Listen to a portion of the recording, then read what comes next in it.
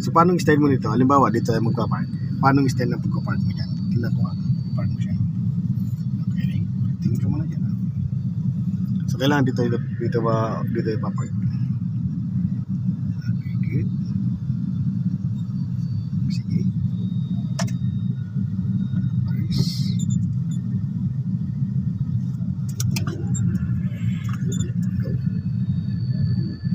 Tingnan natin kung ayos yung parking mo. Hindi na maalam. Okay. Tingnan natin. Ayan, lapat. Okay, sige pa. Tapos ka mo naman. Okay, stop. Lubog mo clutch mo. Then, neutral. Handbrake. Bibigyan kita ng idea about sa parking. Bibigyan kita ng pattern, para step by step na lang gagawin ulit natin. So, okay, di ba? Go ahead. Ngayon, nag-park tayo. Gumana tayo. Tama? Okay? Yan ang natin yung kanina. Okay, so dito, alimbawa dito tayo magpapark. So sa parking naman, kahit may mga sakyan talaga, may mga sakyan na dito, may sakyan dito, tapos ito yung bakante, lagi mo nga hanapin pa rin yung guhit. Yung dalawang guhit niyan, ito yung kantuan ng dalawang guhit niyan. Lagi mo hanapin man. Okay?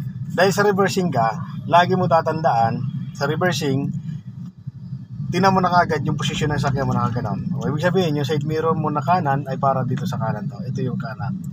Side mirror mo kaliwa para to sa kaliwa. Ito. Tama? Left side mirror, right side mirror. Okay, kaya pagpunta mo dito, hanapin mo dyan yung guhit na para sa kanan at hanapin mo yung para sa kaliwa. Kaya nga yung iba ginagawa ng ibang mga nagpapark, mga professional, na dito pa lang sila, alam na nila kung saan yung pangkanan ng side mirror. Ito. Pagpunta nila dito, kahit yan lumagpasan dito, hanapin nila to. Kasi yan ang dadaanan nila, yan ninipisin nila. Para matras. Kaya nag-a-adjust. Hindi siya maghanap doon. Pag pumasok lang itong gulong dito, saka pa lang niya makikita yan, yung left side dito. Saka pa lang mag-a-adjust yan kung medyo masikip, maluwag. So gagawin natin step by step. Una, maraming pattern sa parking. Walang problema sa pattern. Kaya ang iba ginagawa side mirror tapat dito. Pwede yan, kahit nga nguso, pwede Kahit nga nandito pa lang, pwede gawin mong guide siya, pwede. Ako naman, nakasanayan ko balikat dito. Okay? Walang problema, kahit palagpasin mo nga yan pwede. Pero, sa akin nga, iba yung pattern. Kanya-kanyang pattern talaga sa pag-reverse. Walang problema yan. Una, step number 1, tapat mo yung side mirror mo. Ay, yung balikat mo dito. Sa pangalawang guhit. Unang guhit, sa pangalawang guhit. Nandito ka pa lang. Okay? Yung position mo dapat, hindi ka dapat madikit yan. At hindi ka rin sobrang layo. Kailangan ng posisyon dyan, kailangan ay at least mga 2 tao kasya dito. Kailangan ma-maintain mo kagad yung distance na yan. Na pag dumaan dito yung tao, mga 2 nakapagkampa, yung gano'n ang estimate mo lang. Okay, then, pag tapat ng balikat mo dito, stop ka muna. So, step by step, yan muna. Step 1, yan, tapat ng balikat. Step number 2, itong tinapatan mo ng balikat mo, kailangan makita mo siya sa side mirror dito. Dito. Ito. Kaya kukuha tayo ng 45 degree angle. Mula dito, gaganon ka pa. Pag dapat ang balikat mo, ganon ka. 45 degree angle, makikita mo yan dito sa angle. Ito number 2. Ito yung tinatawag na 45 degree angle. So pag nakita mo to, ang purpose lang kasi natin dyan ay makita to. Pero hindi lang siya basta makita, Kasi pwedeng ganon yan, kita mo siya. Ganito yan, pwedeng kita mo siya. So may angle pa rin yan. Step 1, tapat ang balikat. Step number 2, kailangan pag tinignan mo sa 45 degree, kasi minsan akala natin 45 degree na to, minsan yan nakalagpas ka, so pag tingin mo dito nakita mo pero masikip, kailangan pagpunta mo dito may space pa rin. Okay, ganun ang space yan. Pag silip mo side mirror mo, may space ka pa rin dito na hindi masyadong madikit yung itong gulong mo, na pag umatras ay may space pa rin ganyan, hindi siya yung ganyan padikit na. Pag ganyan padikit na kasi, pag sinagad mo pong manibela mo, dito ka na pupunta. Ngayon, pag sobrang sikip na, pag sobrang luwag naman yan, nakita mo ay wala pong 45 degree, 25 degree angle pala, pag atras mo, dito ka na masikip. So, sa number 3 ka mag-a-adjust. Kaya gagawin mo, para wala ng adjustment, tapat ang balikat, tama ang distansya, 45 degree angle, tama yan, pag atras mo yan, eksakto na. Sa pag-monitor niyan, ma'am, ang lagi mong babantayan, ito lang muna, itong guhit na to. Yung tinapatan mo ng balikat. Pagpunta mo doon, okay, makita mo to may distansya. Yan, distansya na yan. Hindi siya madikit. Pag umatras, hindi siya maluwag pag umatras ka. Ganyan yan, mga 2 tao pa rin. pag ganyan ang itsura ng 45 degree, pag sinagad manibela mo yan, eksakto yan, dire-diretso. Na, ang gulong kasi natin sa likod, mapapansin mo yan kung sumisikip dito o sumisikip dito. Pag ang daan ng gulong mo, nandito 45 degree angle ka, di ba? 1, balikat. Pag punta mo sa 45 degree, pag atras mo, itong gulong babantayan mo. Pag ang gulong mo ay dumaan siya dito na kagad, pumapasok na sa guhit, masikip ka na dito. Pag ang gulong mo naman ay nandito, tapos umatras ka, ay papunta dito, nakita parang malapad, dito ka na masisikip. Okay? Pag ang gulong mo nandito, pag atras mo, eksakto lang, may distansyang maliit lang, at dire-diretso ka lang, tuwid yan. No, kaya pag nasa number 2 ka, pagpunta mo number 3, pagpunta mo sa number 3, okay, pagpunta mo na number 3, titinan mo na kagad ang gulong mo dito. Kailangan ng pasok niya ay nandito sa, hindi siya madikit, hindi siya madikit, at hindi siya Wala lang pong kiraso. So, nakuha mo? Yan ang, ano yan. So, pag nakuha mo tong Yes po, step yung 1, spray. Ang spray po.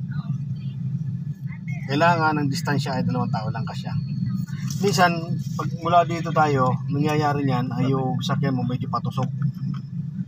So, magkakaroon ng adjustment. Minsan naman, pagpunta mo dito, pahiwalay. Dito pa lang, ayusin mo na kagad yung posisyon mo. Okay? Kailangan maayos mo na agad yung posisyon mo hanggang sa tumapat ang balikat mo. Pag tumapat ang balikat mo, kasya dito 2 tao, sagad mo naman manibela mo, then daan-daan ka pumunta doon. Meron yan 35 degree angle, o 25, 35, 45. Doon ka sa 45. Minsan may 55. Yun mga angle. Ano? Pag 25 pa lang, o ganyan pa lang, lapad. Pag atras mo, nandun. Ngayon naman, pag 35 degree angle, so tama lang din, kaya lang may adjustment pa rin. Pag 45 degree angle, yung eksakto yung angle, eksakto ka. Pag naman sumobra, na pagpunta mo sa 1, pagpunta mo number 2, sumobra ka, okay? Pag sinagad manibela mo, sobra naman, no? So mag-a-adjust ka na lang sa number 3. Importante dyan lagi, step 1 at step number 2. Para pagpunta mo sa number 3, eksakto ka na hanggang number 4. Kasi number 4, atras ka na. Kasi hindi ka pwedeng pumunta sa 4 kung hindi pa ayos ang number 3. Hindi ka pwedeng pumunta sa number 3 kung hindi pa ayos ang number 2. Hindi pa pwedeng pumunta sa number 2 kung hindi ka ayos number 1. Kasi pag ito ay hindi ayos sa number 1, sablay ka sa number 2. Sa number 3 lalo mag-a-adjust ka hanggang number 4. Kaya matagal makapark yung iba kasi nga hindi inaayos yung number 1. Number 1 ay ito yung positioning ng sasakyan. Tapat ang balikat para pagpunta number 2, ayos na ayos siya.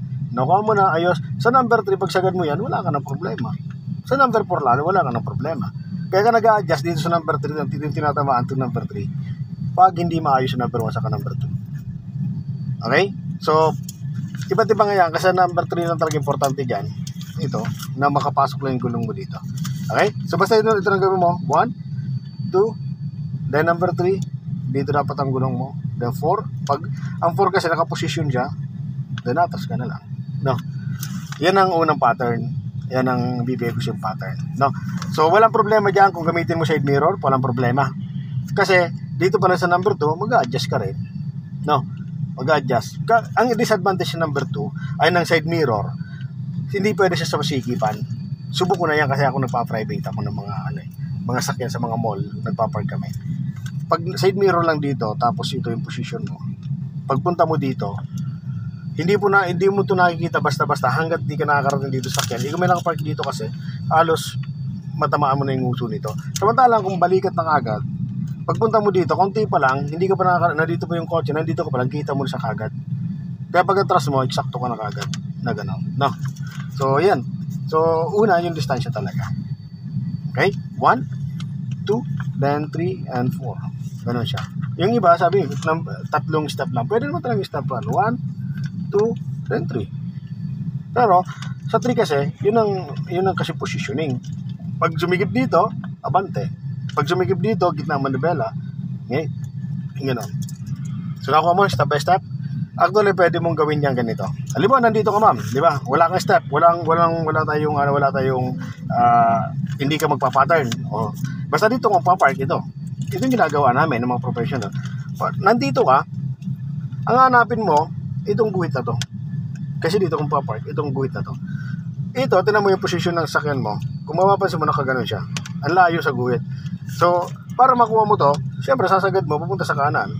Dahil pag atras mo, pupunta sa kanan. Pag nakita mo itong posisyon na to, na ito yung katawan ng sakyan mo, ay patumbok na dito. Okay? So yan, ikita mo naman nibela mo, then punta ka doon, itapat mo lang yung gulong mo dito sa guhit. Yan ang stop number 1 mo. Pag tapat ng gulong natin dyan sa guhit, kahit may sakyan dito, hindi mo na masasabitan yan. Pag sagad mo sa kanan uli, hindi mo na masasabitan. Dito kasi sikip. Pag sumikip ka dito, abanti ka ng konti, then atras ka na gano'n. Now, kahit nandito position mo, nandito rin, hanapin mo pa rin siya. Tinang position mo, yung distansya mo dito, ang layo. So mayroon siyang space. So sagad mo sa kanan, then pag atras mo, kailangan makita mo lang siya na tama ang space. Kung nakita mo tama ng space, gitna mo naman nibela mo, then step 1, dito pa rin. Pag tapat ang balikat mo, diyan ka pa rin magsasagad ng manibela. Pag tapat mo manibela naman, then atras. Pag sumikip dito, abanti ka ng konti, then atras ka ulit. Pag sumikip pa rin, ganun siya, ano? Okay? Dito naman, okay, dito ka, so ito naman, basihan mo. Tignan mo yung space mo. Ito yung katawan ng sakyan mo. Pag tumingin sa mirror, ito hindi mo makikita. Kailangan makikita mo siya, sagad manibela mo sa kaliwa, pag atras mo, yun ang hinahanap mo, ito. Pag nakita mo nito, na pag inatrasan mo siya ay hindi siya tatamaan masyado dito, didikit ka lang, gitna mo naman manibela mo, then atras ka, dito pa rin stop number 1 mo. Dito ka muna i-stop. Pag yung gulong mo nandito na, stop ka na, sagad mo naman manibela mo sa kaliwa, pag sumikip dito, abanti ka, or pag dumiretso na, okay na yun. No? So nakikita mo yung points ko. Laging kantuhan lang ng guhit yung babasihan mo. Actually to, ginagawa lang itong mga step by step sa mga kagaya mong estudyante na zero pa, na hindi pa maintindihan yung ganitong atake ng pagpapark. Na kailangan lang yung dalawang kanto tatandaan. Na itong pangkaliwang side mirror, pangkalawang side mirror. No? Yun ang ano. So, maraming pattern yan actually. Maraming pattern. Alam mo, dito kong papark. 1. Dito kong papark. Tapos may sakyan dito. Ito yung unang sakyan, pangalawang sakyan. Pagpunta mo nga dito, tapat mo yung balikat mo dito. Sa pinaka gitna niya. Sa pangalawang sakyan. Tapat ng balikat mo dito. Tapos ang distansya mo, 2 tao lang din. Pag sagad mo naman manibela mo, dito ka. Sakto ka niyan. Kung baga may pagitan ng sasakyan, dito ka. Gagano'n ka yan. Na. So, anong points doon? Itong importante din, itong dulo. Basta nandito ka. Okay? So, naintindihan mo sa parking. So, walang problema kung anong itatapat. Basta ang importante doon ay ito, makita mo to, side mirror mo sa kaliwa. No? So, di ba ikaw kanina pumunta ka doon? Di ba hinahanap mo ito, yung guhit. Itong dalawa. Pag kasi dalawa na yung pattern mo, malilito ka lalo. Pag pumunta ka dito, isang pattern lang muna. Itong muna sa kanan. Kasi nandito ka sa part ng kanan. Pag nandito ka, siya lang. Kasi siya ninipisin mo. Nakuha mo? Isang guhit lang muna. Hanggat di nakakapasok ang gulong mo dito, siya muna yung babasya. Ito muna. Nandito ka. Hanggat di nakakapasok dito, huwag ka muna titingin dito sa isang kanto. Sagad mo manibela mo sa kanan. Pag atras ka, nakakita mo na, tama na yung posisyon na hindi ka sobra. Okay? Gitna naman manibela mo, then tapat ang gulong. Okay? So, hindi pa nakapasok siya, sagad mo manibela mo, punta ka doon, nakapasok na. So, masisilip mo na siya dito. Tingnan mo kung sakto lang, diretso ka lang. Pag nakita mo masigip, abanti ka. Okay? Pag nakita mo masigip, abanti ka. Pero sagad manibela mo nun. Para hindi ka na masyadong pumunta doon. No? Pag sagad manibela mo yan, pag abanting konti, kuha mo na kagad yung space. Then sagad ulit sa kaliwa. No? Okay? So, sige. Practice na ulit tayo. So, yan. Nakatapat na yung balikat mo sa guhit. Ano, ma'am? Step number 1 yan. Ano? Step number 2, punta ko muna dito. Buga natin ng 45 degree angle. Sige, sagad manibela mo para makuha. Okay, sagad. Then, stop. Yan. Nakita mo na? Nakita mo na, ma'am? Okay. Then, sagad mo naman manibela mo yan. Yun. Sige. Then, reverse tayo. Ito naman yung step number 3. Ayun. Dito nag-a-adjust. Kung masigip o maluwag. Sige, atras ka, ma'am. Hindi mo lang clutch mo yan. Sige pa. So, baka di naka-engage ang ano mo, clutch mo. Ay, yung gear mo.